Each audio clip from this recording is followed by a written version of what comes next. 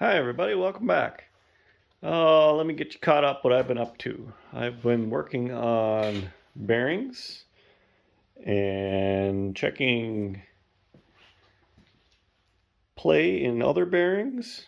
So this weekend was the citywide garage sale, and so I picked up some more junk. You notice here, another cherry picker for Dad, some more chain and binders. Picked up a planer, a bunch of other stuff. But anyway, among those things, I also got a indicator set. That was pretty convenient. So I've already set it up and used it. I was checking how loose these bearings are for this main transmission shaft that we talked about in previous episodes. There's about 10 thou play in those bearings on both sides. I've checked both up and down and side to side, so basically every direction, which is kind of to be expected with the bearings, I guess. I kind of asked around to okay, well, what is that good? Is that terrible? What is 10 thou? What does that mean? And the general consensus seems to be with used bearings, yeah, it's not ideal, but it's probably fine to run them. I'm going to ask a few more people and get their opinion, but as of right now, I'll probably just put that together and run it unless I, discover something differently. Just as a kind of a note, this is kind of a neat base on this indicator. Typically, if you're not familiar with what they are, typically you see like this magnetic base where you put it on something, you flip your lever, that turns the magnet on and it sticks it down. And on a non-flat surface, sometimes like that, it's less than ideal. If you're on a machine surface, it's fine. It doesn't wiggle around. But because it's a flat, it doesn't always work that great on irregular castings. Okay. Well, this one I picked up is, it's got all these little things on there. So you can unlock it. You can move it around to whatever location you want, clamp it back down, and then they conform to any irregularities you have. You can put it on a spot like so, where it's not, get this up out of the way here. Come on.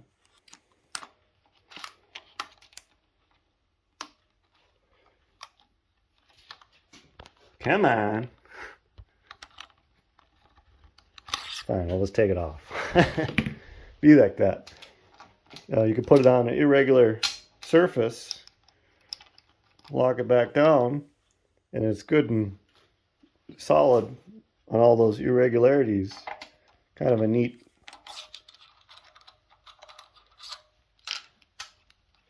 thing. I'd never seen one like that before. Thought that might be of interest to a few people. It's a Stay Firm magnetic base from Central Tools, made in USA. Anybody else have one of these? Ever seen one before? I think they're kind of neat. It's the same Central Tool indicator, USA. I don't know if it's a real high dollar unit or not, but it operates smoothly and, as far as I know, accurately, so good enough for what I'm doing. So check that. Like I said, I've also been working on these bearings here. I got this side installed. That washer goes there. That bolt is just a temporary bolt to hold the backer plate that the bearing goes up against. I was missing those bolts, so we'll have to make up some new ones. So that's just to locate it for now. So far, everything seems really good in there. We won't know how good everything fits until I get a new axle, either fixed or made.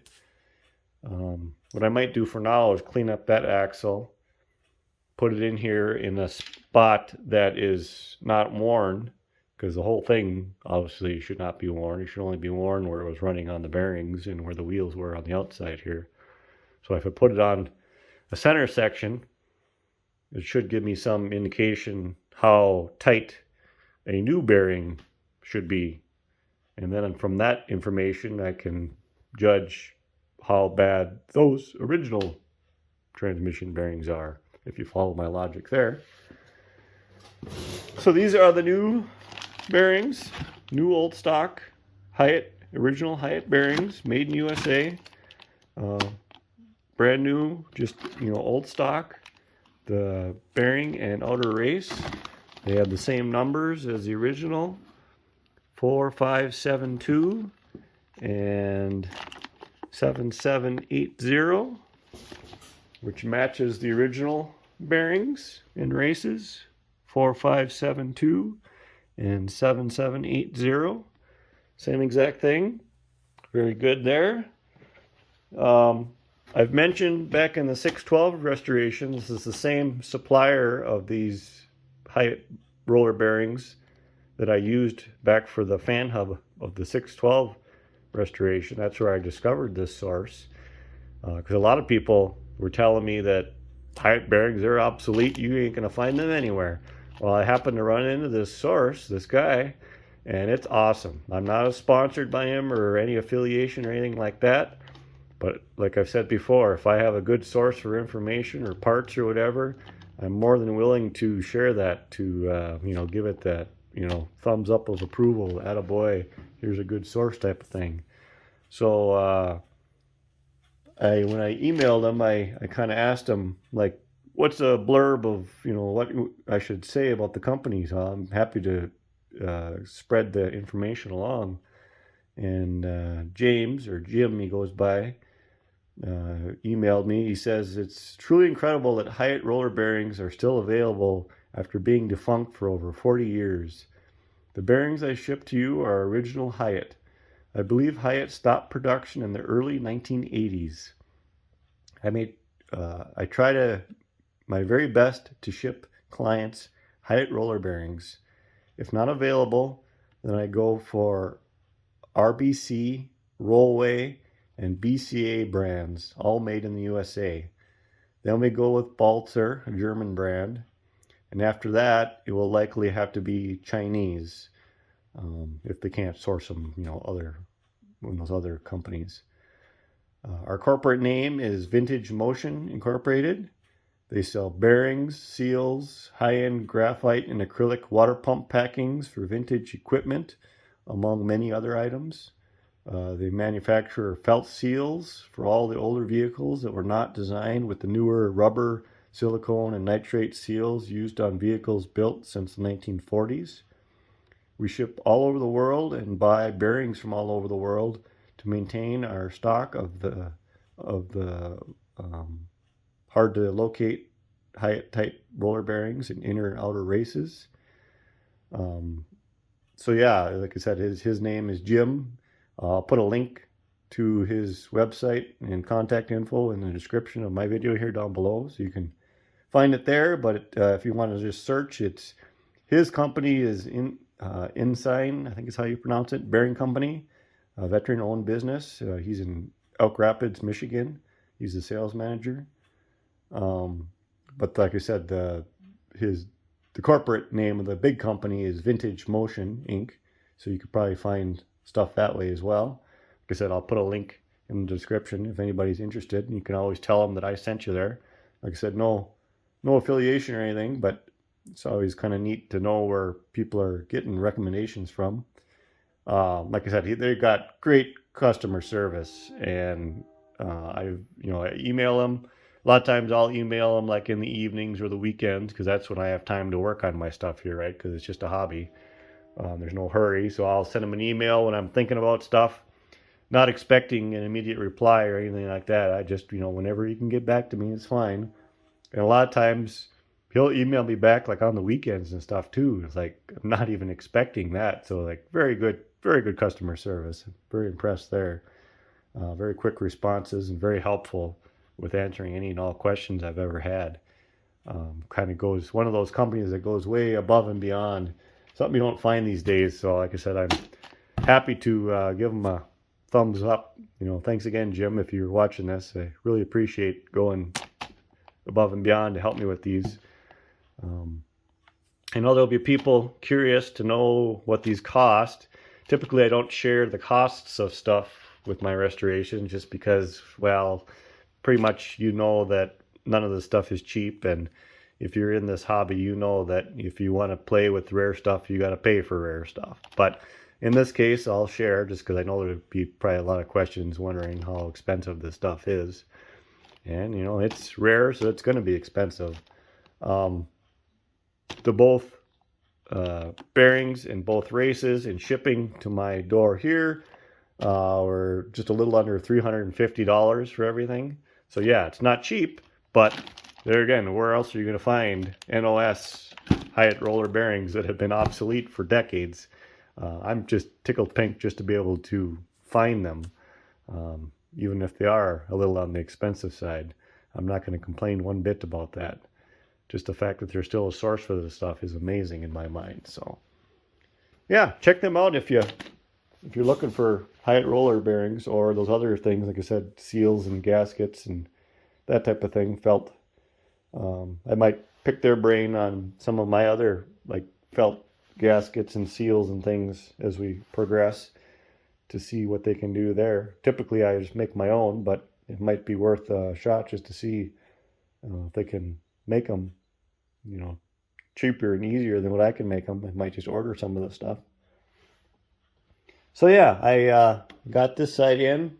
To get that in, what I did was use a piston ring compressor around the outer race, compressed it, started it in there, slid the compressor back, slid it in some more, slid it back, kept doing that. And then when I got most of the way in, I finished just tapping it in the rest of the way, going in really easily, basically in until it hits against the backer plate, which I put in there first, obviously.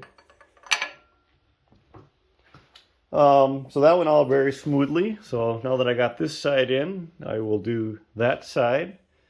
And like I said, I think I'll clean up my axle then and see if I can get an accurate measurement on that stuff. That'll help me decide, based on that information, what to do with the rest of these bearings, whether just to run them and not worry about it, or to consider seeing if Jim has any of them available, and if so, potentially replacing them. Might have to on the other tractors anyway. These ones seem to be okay, but who knows what the other ones will be like.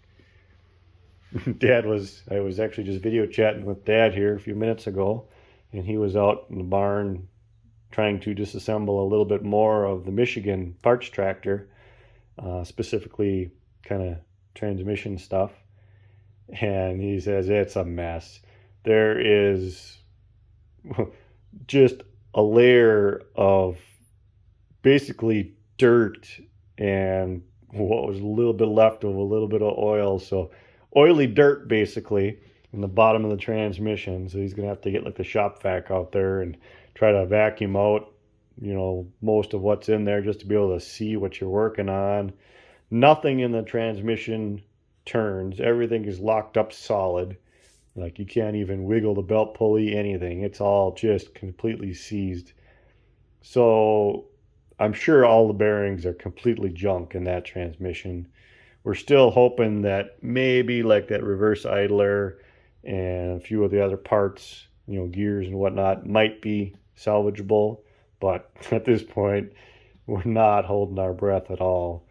It's kind of if we get any good parts out of there, it'll be lucky, put it like that. He did get this cover off of that side, which would be this casting, and that was broken. Big chunk of it broken there, and the big ear was broken off here.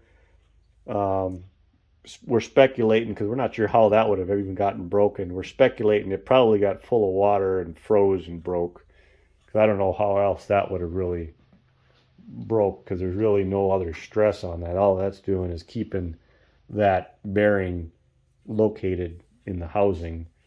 So for that to get broken by use is very unlikely. Yeah, I think that's kind of where we're at. I'll probably check back in a little while.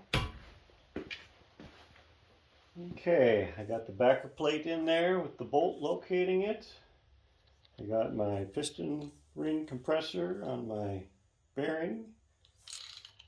I got the bore cleaned out first, obviously. I got the arrow, let's call it, of the split outer race going in the same direction as it originally was. Tighten it up. Slip it in there.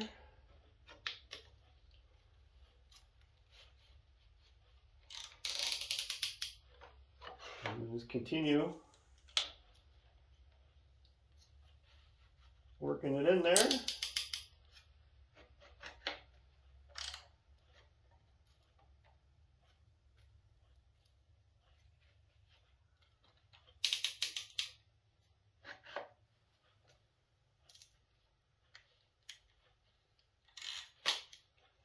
Like so.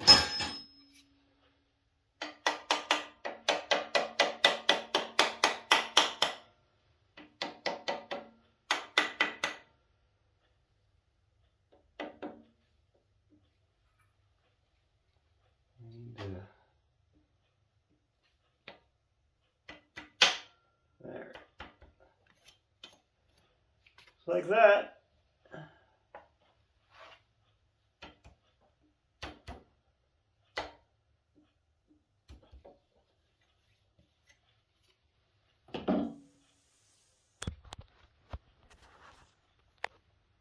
Installed. Okay, other bearing is in, the other washer's been flattened out and make sure it fits. We're all good there. I cleaned up the old axle just to put it in to check how much play there was and stuff. And I think we're good because the brand new bearings with the brand new races on the unworn portion of the rear axle is just about the same amount of play, about 10 thou or so. So I think we're good as far as the other bearings go in that play that we were talking about earlier there. The axle is bent too, I notice. I can rotate it around, and I'm sure you won't be able to tell on the film on camera, but I can hear in person, I can watch it going up and down where this axle is bent, in addition to being completely wore out as well. So this is the section that should be in the bearing here, and you can see all those spots where the bearing was wearing into the axle. Each of the rollers, all these flat spots caused by just sitting there, just rocking away instead of rotating like it should. So yeah, this axle, like we've talked, is no good. We'll have to get a new one made. But yeah, I think I'm pretty confident now that we're good with as far as fit there. And so I can continue putting all that stuff together, I think, and we'll just keep pecking away at this. Thank you all for watching. We will hopefully see you next week.